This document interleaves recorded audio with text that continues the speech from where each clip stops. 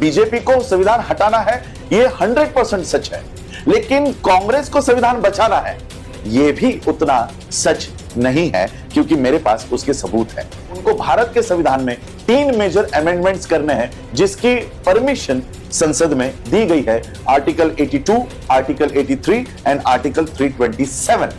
ये 3 आर्टिकल्स में पिछले हफ्ते में बहुत बड़े अमेंडमेंट्स भारत में हो रहे हैं।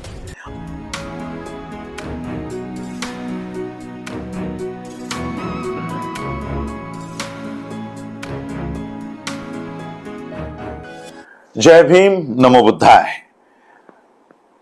2024 पार्लियामेंट की इलेक्शंस हम सभी लोगों ने देखी। ये इलेक्शंस पूरी तरह से कॉन्सेंट्रेटेड थी संविधान को लेकर। एक पार्टी बीजेपी कह रही थी कि हम संविधान हटाने जाने वाले हैं, और संविधान हटाने के लिए 400 पार का नारा उन्होंने दिया था। दूसरी पार्टी कांग्रेस कह रही थी कि हम संविधान बचाने की लड़ाई कर रहे हैं, और संविधान बचाने के लिए हमें ज्यादा से ज्यादा वोट दीजिएगा। एक तरफ एक पार्टी कह रही थी कि संविधान हटाएंगे, दूसरी पार्टी कह रही थी कि संविधान बचाएंगे। अब बीजेपी हारने के बाद वो कह रहे कि कांग्रेस ने एक फेक नैरेटिव तैयार किया कि हम संविधान हटाने वाले हैं, जबकि खुद आनंद हेगड़े ये कह रहे थे कि 400 पार जाना है क्योंकि संविधान हटाना है। महाराष्ट्र की पंकजा मुंडे कह रहे थे कि हमें संसद में ज्यादा से ज्यादा संख्या में जाना है ताकि हम संविधान हटा सके। खुद नरेंद्र मोदी ने संसद में ये खड़े रहकर स्पीच दिया है कि 400 नहीं तो हम 370 तो ला ही रहे ताकि हम संविधान हटा सके।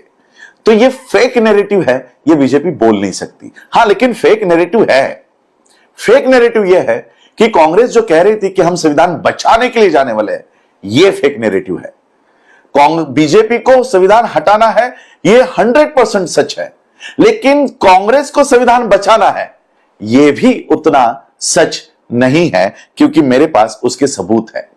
ये 2 दिन पहले भारत के संसद में कानून बनने जा रहा है, 1 नेशन 1 इलेक्शन।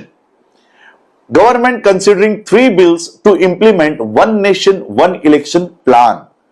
भारत सरकार इस देश में 1 नेशन 1 इलेक्शन लाने जा रही है, और इसके लिए उनको भारत के संविधान में 3 मेजर अमेंडमेंट्स करने हैं, जिसकी परमिशन संसद में दी गई है। Article 82, article 83 and article 327। ये 3 आर्टिकल्स में पिछले हफ्ते में बहुत बड़े अमेंडमेंट्स भारत में हो रहे हैं।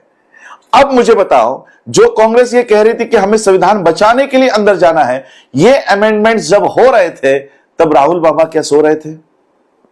इसका मतलब फेक नैरेटिव ये है कि इनको संविधान बचाना है। ये फेक नैरेटिव है, और इस फेक नैरेटिव में हम लोग फंस गए। भारत के लोग, महाराष्ट्र के लोग फंस गए। महाराष्ट्र का उदाहरण देना चाहूंगा। 2024 में एमवीए के अगेंस्ट जो वीवीए खड़ी थी प्रकाश अंबेडकर जी के नेतृत्व में, इनके 50 लाख वोट पे से ये 10 लाख वोट्स पे आ गए। इसका मतलब 40 लाख वोट्स ये उद्धव, शरद पवार और राहुल गांधी इनको पड़े हैं। इसका मतलब है 40 लाख वोट्स हमारे चले गए संविधान बचाने की दुहाई के लिए। लेकिन अब जब संविधान सही में खतरे में है तो ये आवाज तक नहीं उठा रहे। बहन जी के भी वोट्स शिफ्ट हो गए।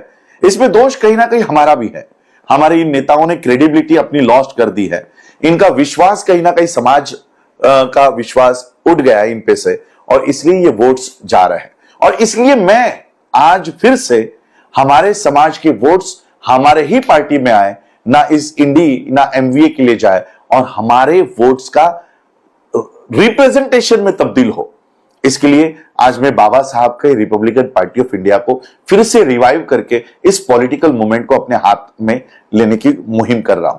जो विश्वास अपने बहन जी पे दिखाया, मेरे चाचा जी पे दिखाया, मैं चाहता हूं कि यह विश्वास एक बार आप मेरे पे दिखाए।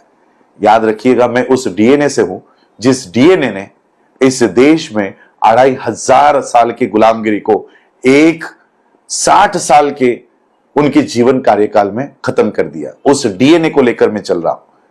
हमारे महाराष्ट्र के बौद्धों को मैं ये अपील करना चाहूंगा कि जो विश्वास अपने बाला साहब पे दिखाया, एक विश्वास इस बार महाराष्ट्र के असेंबलीज में मुझ पे दिखाइए, ताकि बाबा साहब ने जो रिजर्व सीट्स गांधी के जान के बदले में हमको हासिल करके दी है, उस रिजर्व सीट्स पर आज बीजेपी का और कांग्रेस का कब्जा है। क्या इनको नैतिक अधिकार है? अरे गांधी जी के जान के बदले में, प्राण के बदले में आपने हमको ये सीट्स दी है, वो सीट्स भी आप हमसे चुरा रहे हो। बीजेपी संविधान हटाना चाहती है और उसी संविधान की सीट्स आप हमसे चुरा रहे हो। और इसलिए इन सीटों पर मैं अपने उम्मीदवार, बौद्धों के उम्मीदवार, अंबेडकरिज्म के उम्मीदवार, जो बाबा साहब को मानते हैं, ऐसे उम्मीदवारों को खड़ा करके इनको महाराष्ट्र के असेंबलीज में भेजने की मुहिम खड़ा कर रहा हूं। सारे 29 के 29 सीट्स में लड़ाने वाला हूं। और इसलिए सारे बौद्धों को मैं ये अपील करना चाहता हूं, एक भी वोट जाति के नाम पर, धर्म के नाम पर, खून के नाम पर हमें अब बांटने नहीं है। जो विश्वास ऑलरेडी जिन्होंने गवा दिया है, फिर से वो अगर विश्वास हासिल करके हमारे वोट खत्म करना चाहते हैं, तो इसको हमको कहीं ना कहीं रोकना होगा। आपका एक एक वोट आपके प्रतिनिधि को चुनने के लिए डालना चाहिए, ना कि किसी और को जितवाने के लिए। बाबा साहब ने वोट का अधिकार आप खुद को राजा बनने के लिए दिया है, किसी और को राजा बनाने के लिए नहीं। इस वोट का अधिकार का इस्तेमाल ठीक से कीजिएगा। इतना ही कहना चाहता हूं, बस इतना ही अपील करता हूं। जय भीम, नमो बुद्धाय, जय भारत, जय संविधान।